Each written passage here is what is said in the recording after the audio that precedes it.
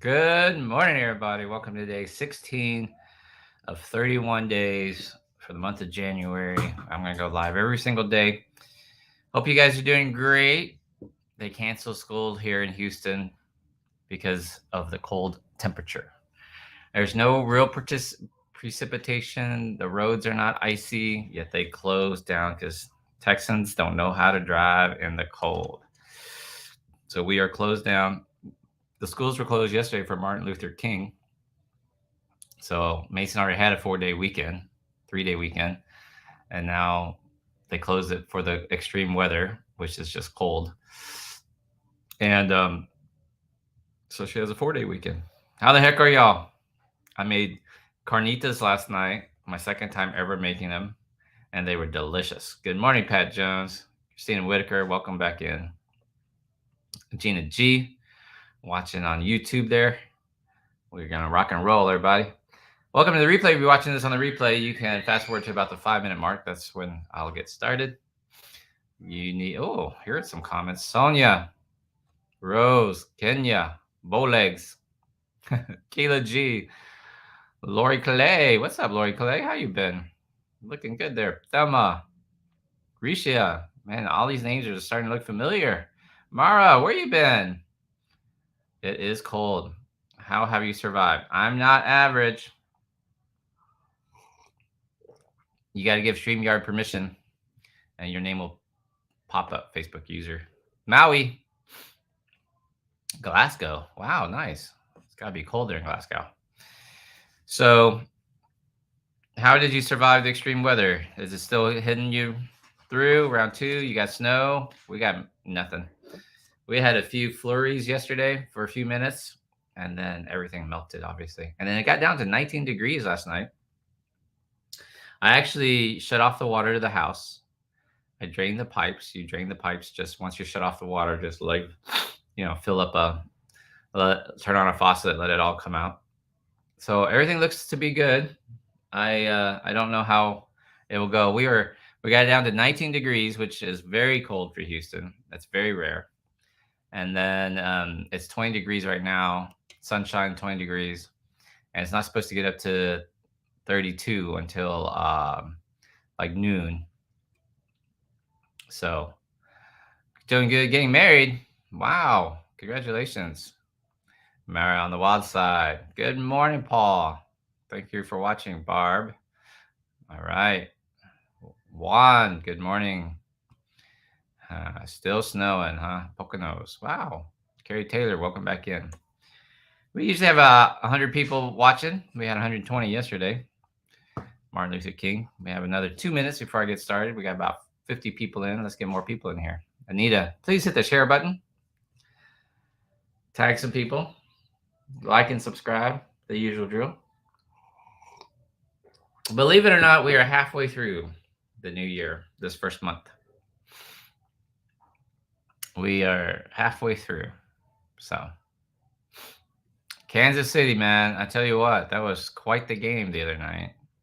And boy, I tell you what, the Philadelphia Eagles laid a stinker. Anyone an Eagles fan? Eagles fans and Cowboy fans, boy. Started the season thinking, midway through the season, we were thinking those two teams were like top-notch teams. Look at us. Ferdy, what's up, man? Stay warm, everybody. One more minute, we'll get started. Make sure you have a journal. You need a journal. You can pick up one of my journals. I have 5 different journals on Amazon. Check those out. This one's a little bit more expensive because it's color. It's hard, more expensive to print color. I have a couple ones. The cat one and the dog one are black and white. Daughter, I am live. What are you doing? Oh, look at you. What'd you make me? What did you make for breakfast? I made toast in the middle with blueberries around and strawberries. Oh, that looks very good. Make sure you eat your berries. Thank you, baby. Go enjoy it. I have to go do my life. I can't eat one. No, I can't right now. Get out of here.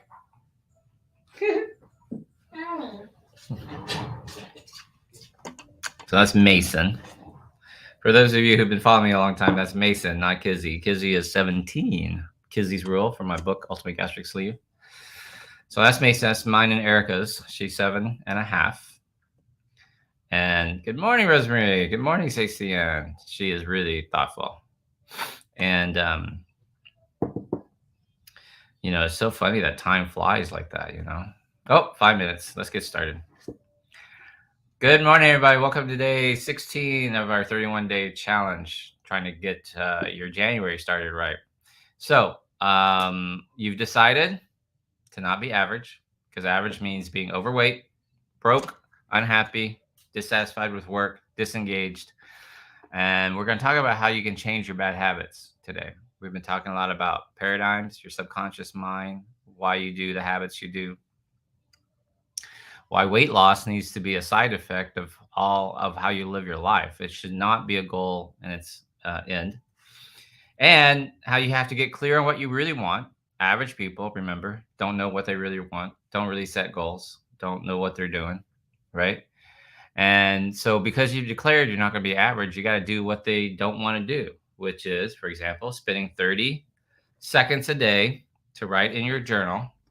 Not Dear Diary, Tommy pulled my hair, but literally this is a $2 journal from Walmart. You can just take a sheet of paper. Mason drew a picture. That's her hand, like that, or whatever she does like that. It's a dog.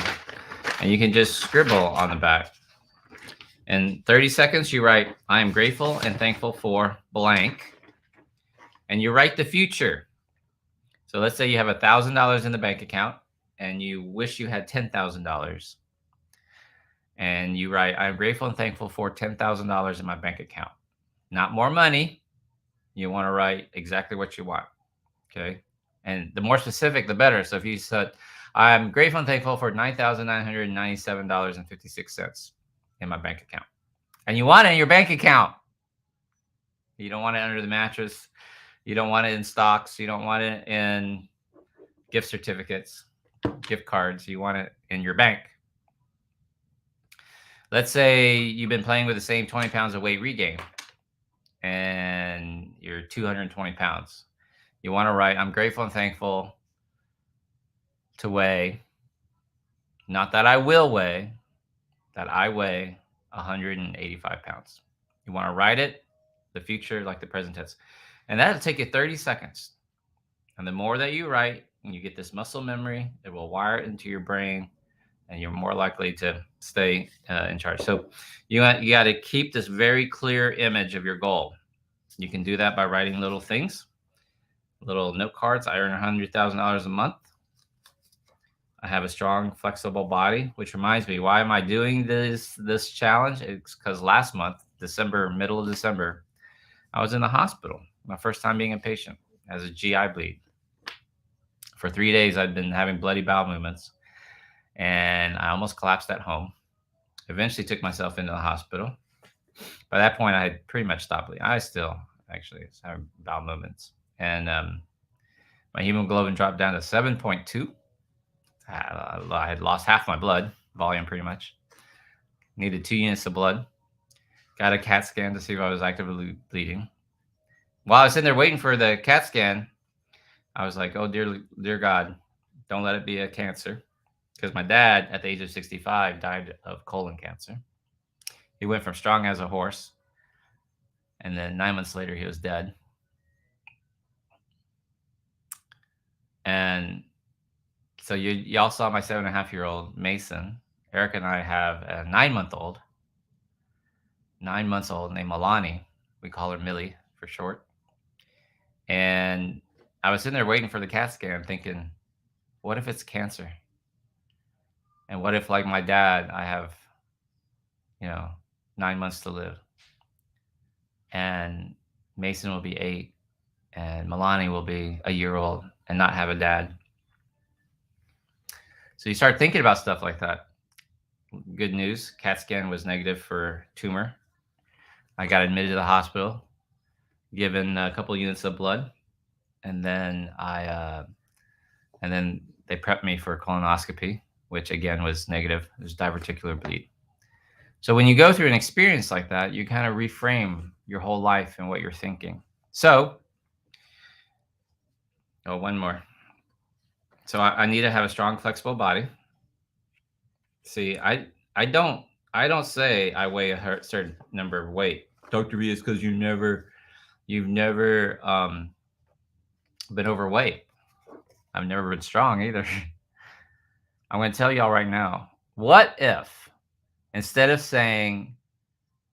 writing your goal as like I weigh a certain thing, a certain weight, you write I have a strong, flexible body?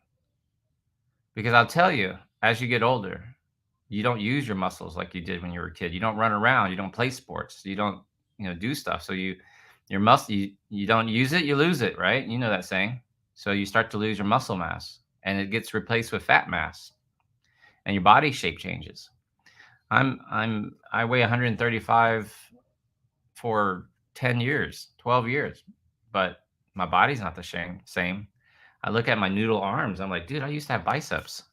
They weren't big, but I used to have biceps. I look at my thighs and I go, I've always had weak thighs, but boy, these look horrible. And then I have this little beer belly and I hardly eat and I don't drink beer. See, your body shape changes. So it's more important to have a strong body and a flexible body. Why a flexible body? It's because everything, if I showed you Milani right now, she's 9 months old. She can kick her feet behind her head. She can put her feet in her mouth. Everything that is young is flexible. Think about a blade of grass. Blade of grass is all like that. A tree, a young tree, sways in the wind. But an old tree, an oak tree that's 100 years old, a stiff wind, he said stiff wind comes along and will blow over the oak tree. A blade of grass that's been cooking in the summer heat will get hard and crack. A young tree branch, it breaks off because it stops swaying. It gets hard. And just like your bodies, that's the problem with aging too. So actually, put it in the comments section. Instead, if you have an aha and you're like, man, I need to quit focusing on my weight and start trying to have a strong, flexible body. And then, because Eric and I have been talking, we've decided, I've been looking at this bed and breakfast in an hour north of Santa Fe in the mountains along the Pecos River. 10 acres, 3 buildings. It currently operates part-time, half of the year as a bed and breakfast. So I just call it, I own the Pecos bed and breakfast. Now, my goal today is to rewrite, now that Eric and I have been talking about this and we've decided to do this, to move the family. There you go. That's exactly right. It's really important. It's much more important than being a certain weight. So I'm going to rewrite this in specific detail more than this. And then I'm going to carry this around in my pocket. And every time my hand reaches into my pocket and touches this, because I have a wad of money in my pocket, and it'll remind me of my goal. See? Not need. So need is a word that we don't use. It's a desperation word, and it lowers your vibration. So I have a strong body. I have a strong and healthy body, Kenya. Not want, Nija. I have. You have it. That's right, Bernard. I have it.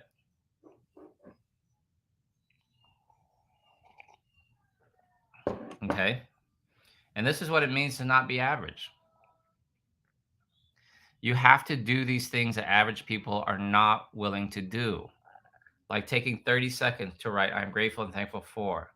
Like giving yourself the gift of 5 minutes of breathing, meditation, just breathing in and out. Walking around with a goal card in your pocket because you think it's ridiculous or silly, or what will people think? If you sit there and wrote on a card, I have $100,000 in my bank account, and let's say you have $500, you'd be like, my sister will be like, who the hell do you think you are? How are you gonna get $100,000? Oh, that's not us. We grew up really poor. We don't have things like that. That's for the other people. We grew up on the wrong side of tracks. And see, these people will cloud your thinking and they drag you back down. And then you wake up. I know something about obese people. Let me tell you. Celia will agree with me. Jenny lost weight following me without weight loss surgery, I believe. Okay. I know something about obese people. The second you wake up, give me an amen if you agree here. The second you wake up, it hurts. The second your feet hit the ground, it hurts. You go, oh, my ankles hurt. My ankles are swollen. My knees hurt. I need a knee replacement. I'm bone on bone. My hips hurt. My back hurts. I'll give you something else. You didn't sleep well. I didn't sleep well. You might have the fanciest mattress, the fanciest pillows. You have the CPAP machine. The second you wake up and you're overweight, it hurts.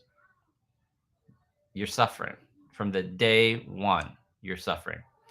And all these motherfuckers are telling you, you just need to go to the gym with me. I already hurt. Why would I go to the gym? I need a knee replacement. I'm going to hurt myself. Why would I do this?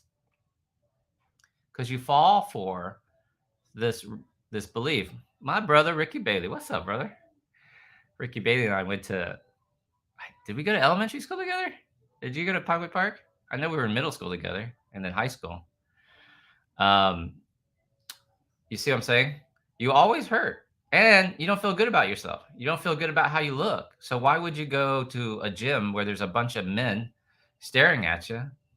And have you seen clothing for workout clothes showing every roll of fat you've got? You don't want to do that.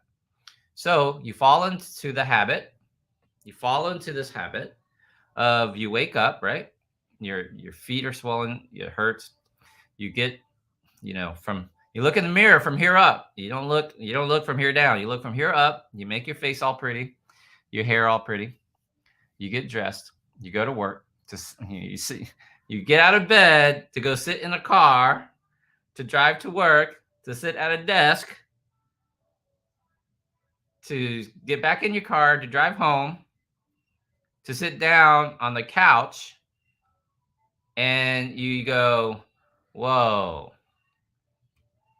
There you go. I was right. And you say, I'm so tired. Why? Why are you so tired at the end of the day? Well, Dr. V, I've been working. Yeah. Well, yeah, but you're not expending energy.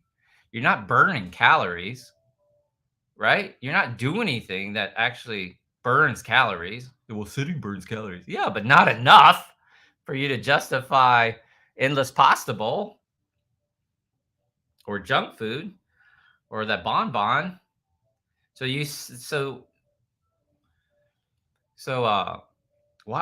do you say you're tired?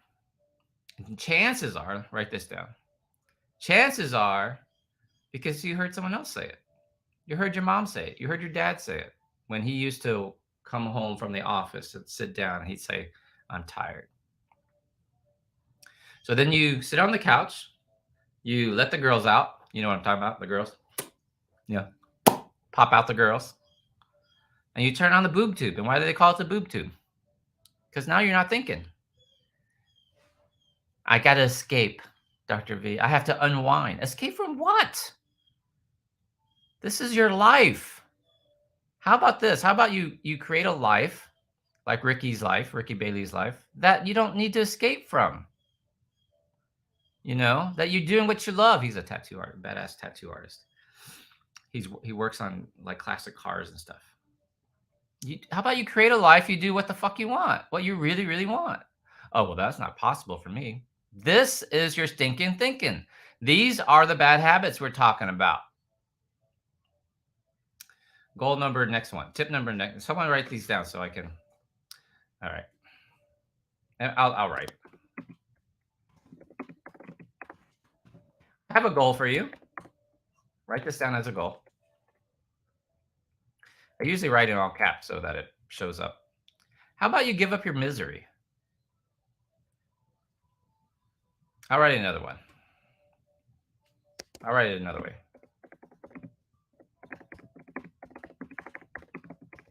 Here's a better way to say it. Here's a better way to say it. This will hit you with a wet noodle. How about you stop arguing for your misery? Stop arguing for your misery. Like, oh, I hurt. You don't get it. You don't understand. Okay, boohoo. I'm so glad I don't have. I'm not 100 pounds overweight. I am so glad I'm not broke. I am so glad that I have energy. I am so glad that I'm with a girl who's 20 years younger than me and is hot as fuck. I am so glad that my daughter is gifted and talented. Both my daughters. Kizzy, 17, is going to be a badass actress. She's at Houston School for Performing Visual Arts, HSPVA. I'm so glad that Mason in kindergarten tested for gifted and talented. I'm so glad that Milani is so alert and is already so interactive and is giggling all the time. I don't have to have misery to have a life. You see what I'm saying? Yeah? I don't have to argue for that. How about you stop arguing for your misery? And I know it hurts, but that doesn't change it. And watch this. That's what average people do. You decide not to be average. Average people argue for the misery. They want other people to say, oh, poor you. Oh, I'm so sorry. Oh, it must be hard. And they're glad it's happening to you. They don't care. They have their own problems. They have to pay their own bills. So, how to change your thinking habits? Number 3.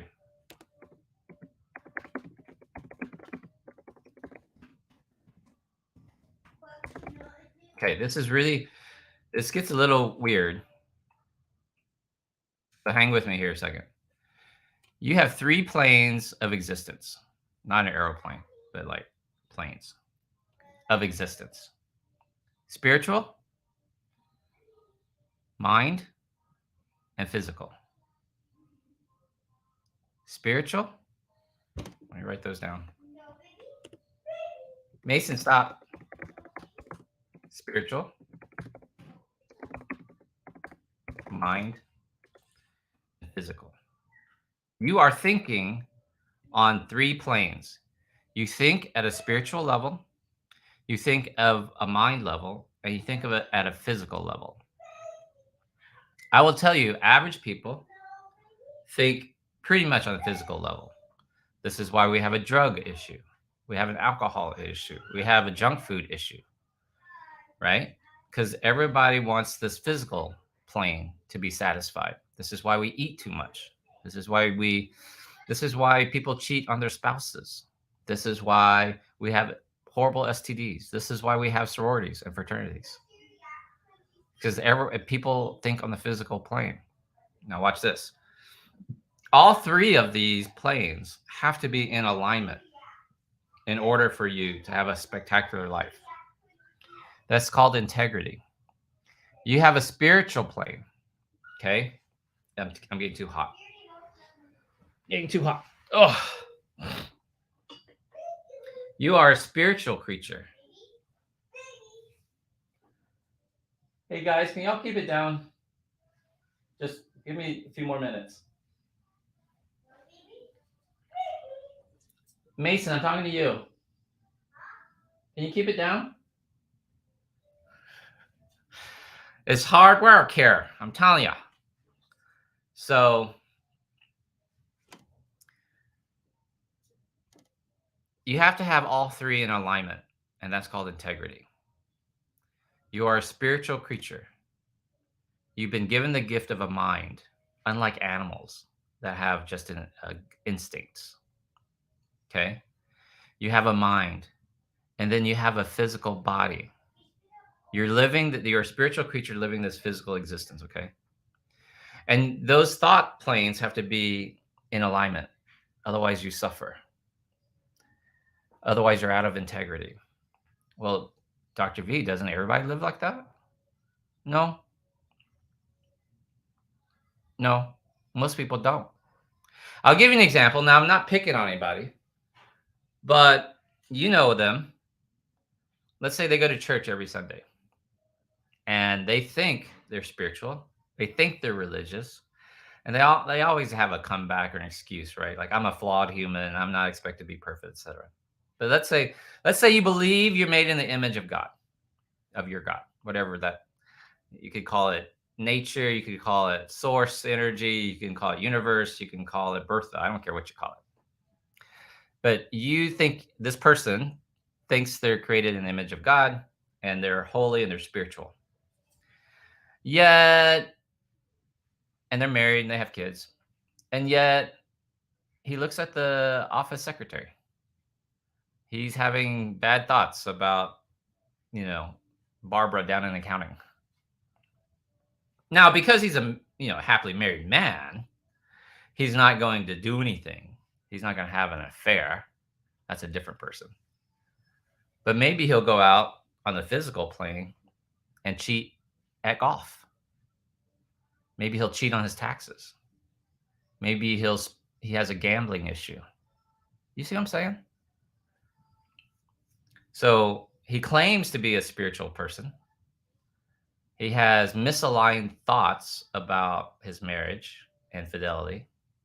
And then he goes out and lives out. He doesn't give in to the base level of having an affair, but he cheats in other ways. You see what I mean? And the body suffers. And those things, right? If you are drinking too much, that leads to body. If you're eating, because you don't feel good about these thoughts you're having, so you eat a bunch of sweets or sugar or candy or carbs or whatever. Now you have obesity.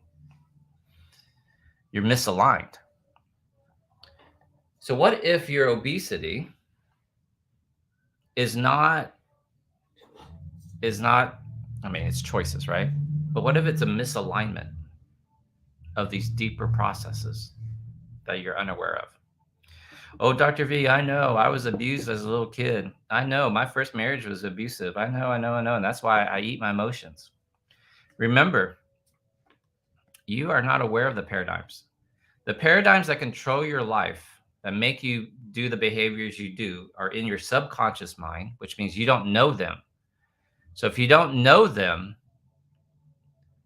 so if you know it, it's not the reason. If you know that, your uncle touched you funny when you're little, that's not why you're overweight. If you know that you grew up really poor or that your dad was a gambler and that's why you can't control finances, that's not the reason why you can't control finances.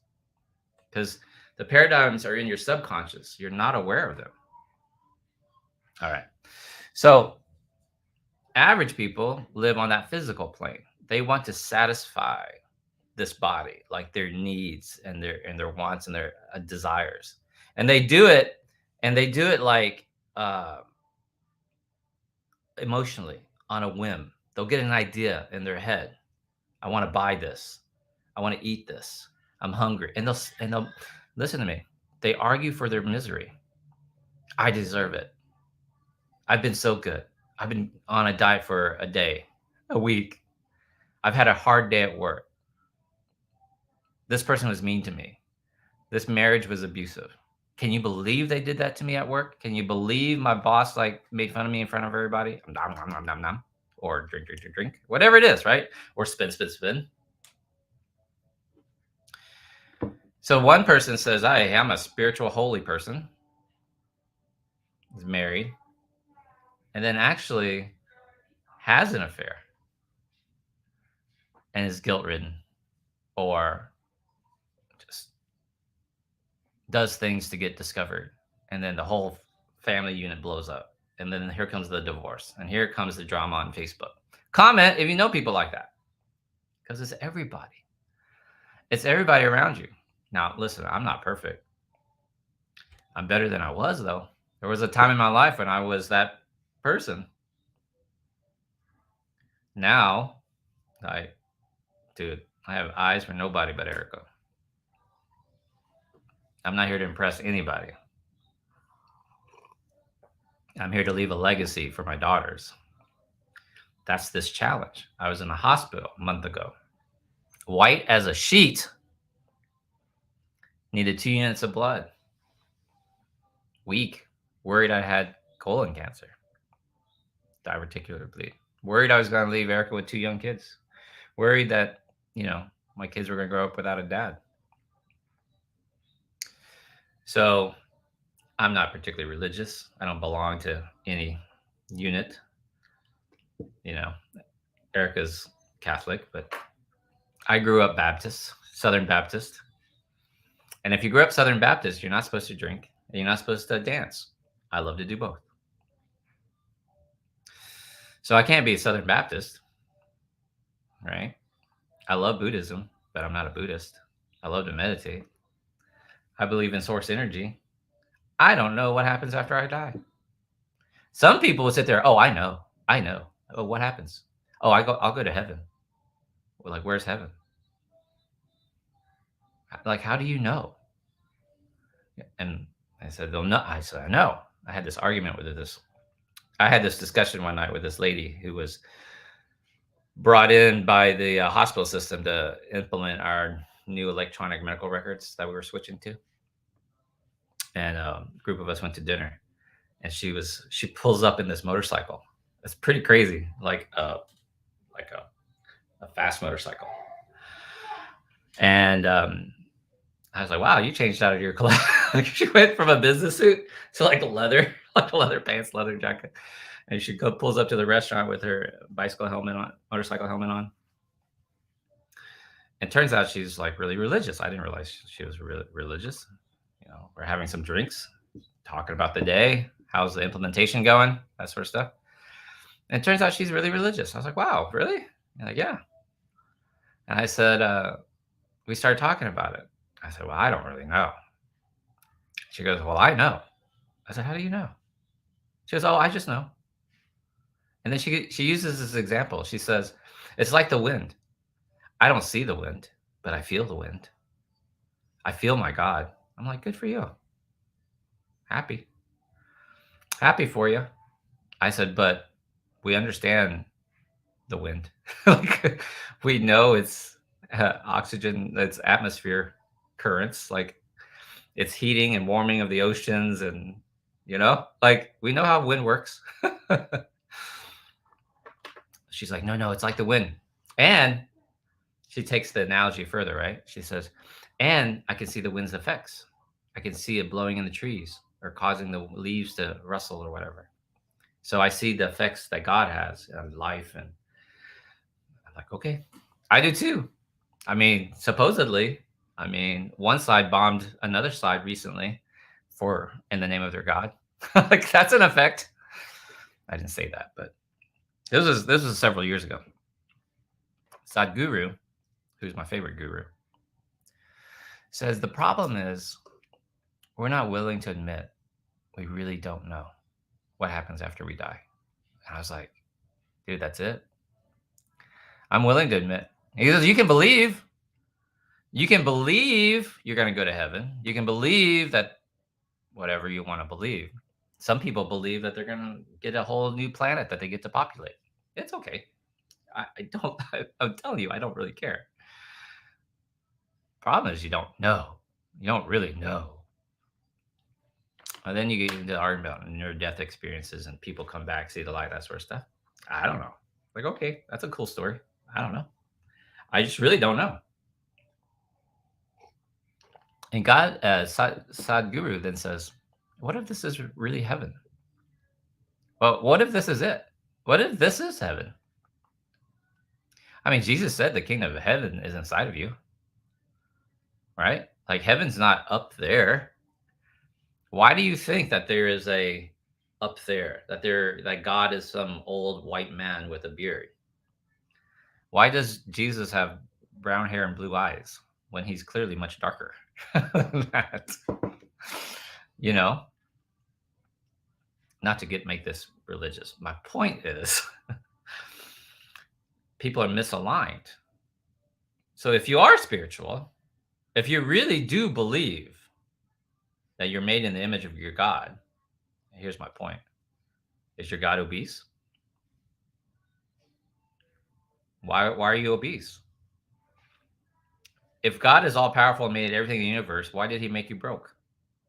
So now what happens is people justify it. They're arguing for the misery. Well, I'm a flawed creature. It's only through the love of God that I can be redeemed.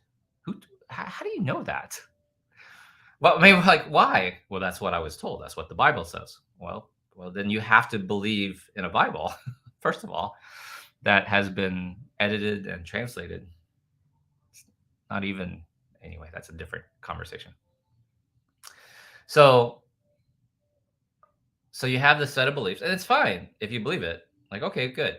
I'm made in the image of my God. Okay, but I'm a flawed human, so therefore I'm going to cheat on my wife, or I have these bad thoughts, or I suffer, so I'm going to eat cookies. I have this anxiety. I have this depression. Why? And then I behave a certain way, and that's how you're misaligned. So let me give you another one. What if you say, right? And this is fine. Like this is fine. I have friends who are religious. I have friends who are not, et cetera, et cetera. Well, this is exactly what I'm getting at. You have this choice. So how about you get obese or you get broke because you keep arguing for these things like Rosemary says, like, I have free will. I'm flawed. I'm not perfect. Nobody's perfect. Yada yada. So this is exactly my point. That's not a reason. In fact, if you admit that you're flawed, right, Stacy, then shouldn't, and you admit that you believe in God, shouldn't you be making fewer mistakes? Shouldn't you be making better choices? Right? Shouldn't you be trying to be more godlike? How is the fact that you're flawed gives you the right to become 200, 300 pounds overweight? I mean, look at the people that are my 600-pound life. I mean, that's some messed up psychology there. So shouldn't you be getting better? Right? And that's fine. But my point is, what if all of that flawed, like, I believe in God, or I believe I'm perfect, or I believe whatever, and that's the misalignment of my thoughts, like, oh, I'm not good at math, or I'm stressed out, or I have anxiety, or I was abused, or whatever, or I was teased as a kid. And then that's showing up in your life as an extra 40 pounds, as broke in the bank, as you can't find love. It's like one boyfriend to the next, one relationship after another. Do you guys know these people?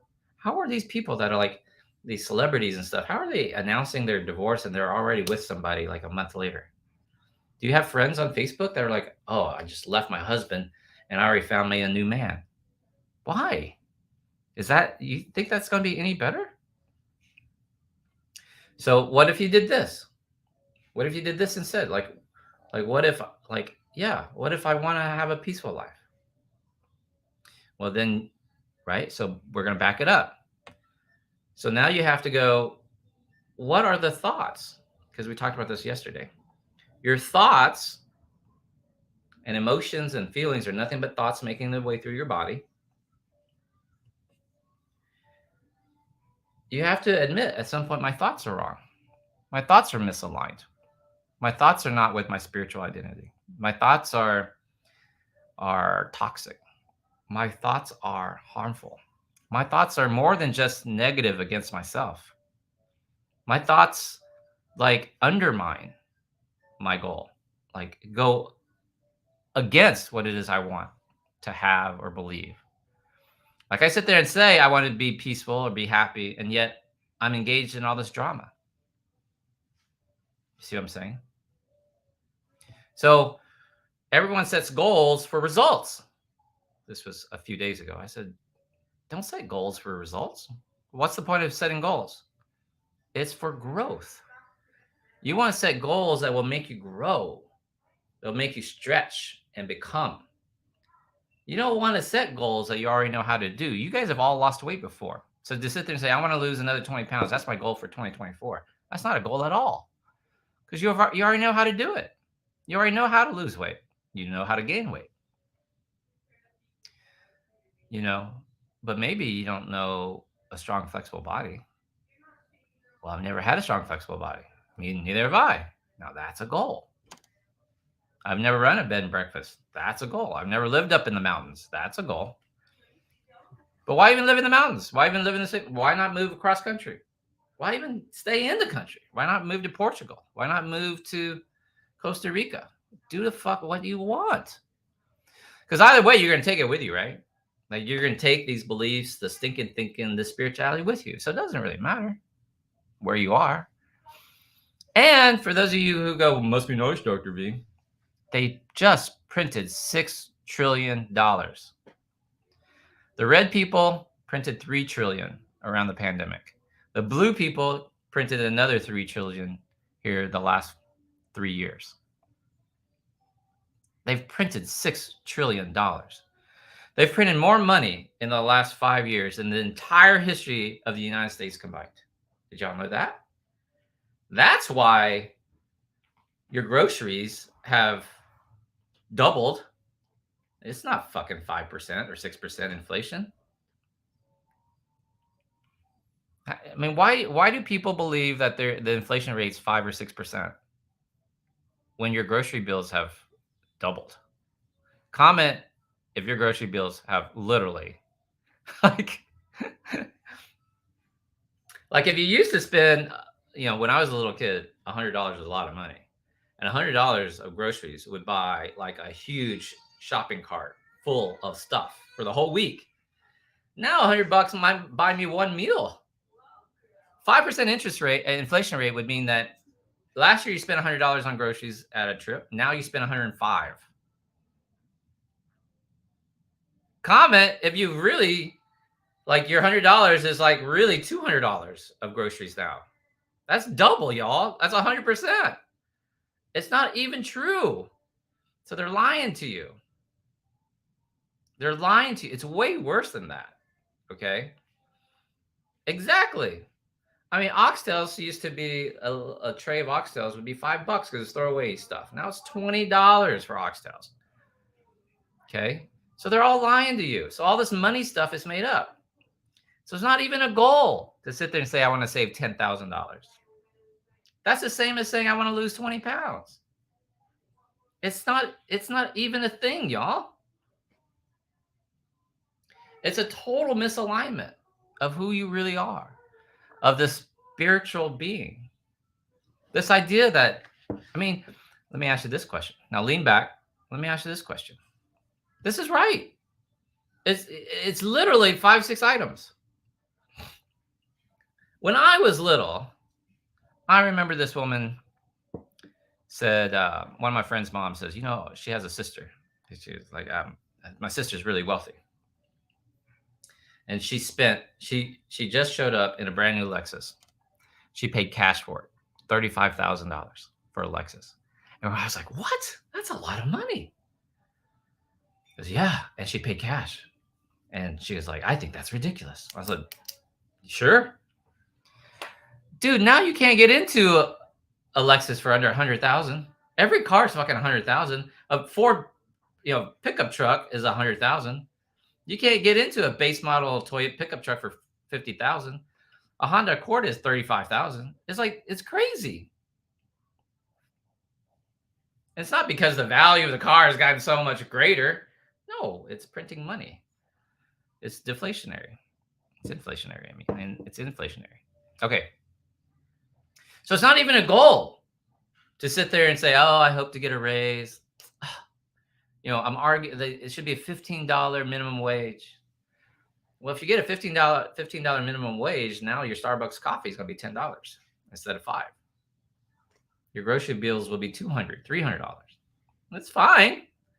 But what if it's a lie? What if they have you conditioned? Remember, this is what it means to be average. What if you believe that you're a flawed human? What if you believe no one's perfect? I don't believe that. I said, I'm perfect. People laugh at me. What do you mean, Dr. V, you're perfect? Like, nobody's perfect. Like, no, I'm perfect. If my God is perfect and I'm made in the image of my God, then I have to be perfect. I was born perfect, perfectly made. And then humans fucked me up. See what I'm saying? So I choose not to believe in this premise. that I'm flawed and that I need some sort of salvation to get to God or whatever. Like I need to go through a man with a big hat so somehow he has the answers. I mean, haven't you believed in a preacher and then turns out they're having an affair or they've been embezzling money or whatever? Tammy Faye Baker, Jimmy Swaggart. I mean, Jimmy Swaggart. I remember when he got caught with a hooker and the leather and the chains and the gag and shit like that. And he's crying, "Oh God, I have sinned against you." So how do they justify it? I'm flawed. I'm not fucking flawed. What if you're not flawed? What if you're not flawed, y'all? If average people think that they're flawed and you don't want to be average, then stop thinking you're flawed. If average people sit there and go, well, that's not possible for me, how about you stop thinking that it's not possible for you? Must be nice, must be nice. Yeah, it's nice. If average people think, well, you know, we've been married 20 years, you know. If average people sit there and think like, yeah, once you get married, there's no more sex life. What? I'm not average. Eric will tell you. Like, why do people think, oh, well, I have a teenager, so, well, you know, teenagers, they're tough. Not mine. Well, you know, the terrible twos. Mason was 2. There was no such thing as a terrible twos. Did not happen. I did not speak that into my daughter when she was 2. Remember Mason's mantras? I mean, her whole life she's been thinking, I'm awesome. I'm amazing. I'm going to have a great day. What if you just went out and just decided to have a great day? Just decided that you can do anything, that you're all powerful, that you're made in the image of your God or source energy or Bertha or whatever you want to name her. And then you're just going to live and be this person. What is the deal with like bad habits? I don't have good habits. I don't have bad habits. I have habits. I have habits that either move me towards my goal or not. I have habits that either make me more spiritual or more calm or more peaceful or wealthier, or I don't, or they take away. the fucking Philadelphia Eagles cost me $100 yesterday. It takes me away from my financial goal. I have habits that move me towards my goals or not. If your goal is to be more spiritual, are you doing things that are making you more spiritual? Like reading your Bible every day if you want, like meditation, like praying. I'm shocked how many people who go to church and don't actually pray, don't even have a conversation with their God. Does this make sense? And that's how you change your bad habits.